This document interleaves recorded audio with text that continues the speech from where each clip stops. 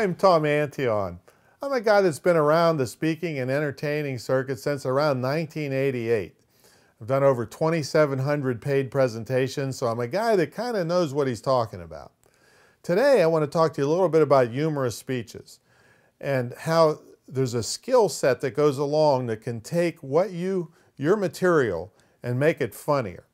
But you really must study this because humor is one of the hardest parts of doing humorous speeches, because the fact is that you can give information, and as long as people understand it, you've done your job. So if you're doing a humorous speech about a certain topic and they understand the topic, well, at least they got that part of it. But if it was supposed to be humorous or funny and they didn't laugh, well, you only got half the job done, okay? So the humor has specific guidelines and rules that you can almost guarantee laughter out of people. You must learn about timing. You must learn about punchlines, why they're called punchlines, how you pause before you punch out the punchline. Give the audience a chance to mentally catch up. There's rules to this that just work over and over and over again. You could tell humorous stories, but they need to be constructed properly. There's rules like the rule of three. Friends, Romans, countrymen. It has kind of a cadence to it. With the third one is usually funny. So you have to learn how to construct things in threes. You have to think about the time of day. Is the audience tired? Do you need to start with humor?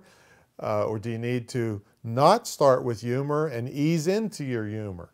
This happens frequently in the morning when people aren't awake yet. You don't want to start your humorous speech right off with humor when they're not even halfway awake. It looks like you're bombing right away, see?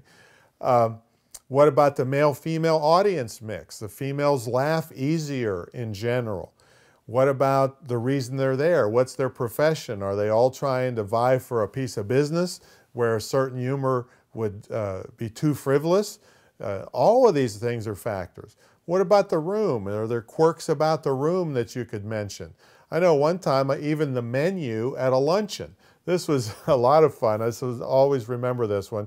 I was at a banquet with a bunch of, and I hate to say this word, but little old ladies. I mean, they were really little old ladies and all sweet and all fun and all happy.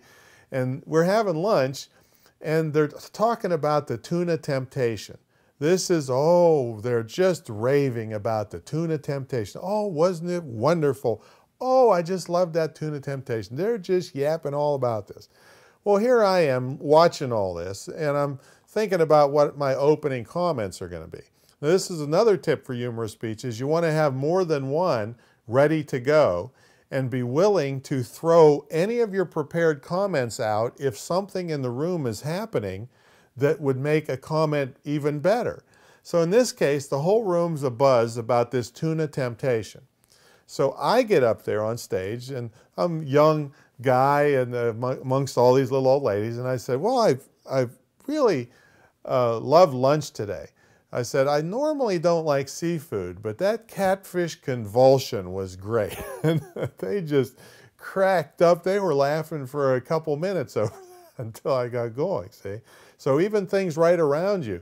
Sometimes you can get the menu in advance. You can get the program advance.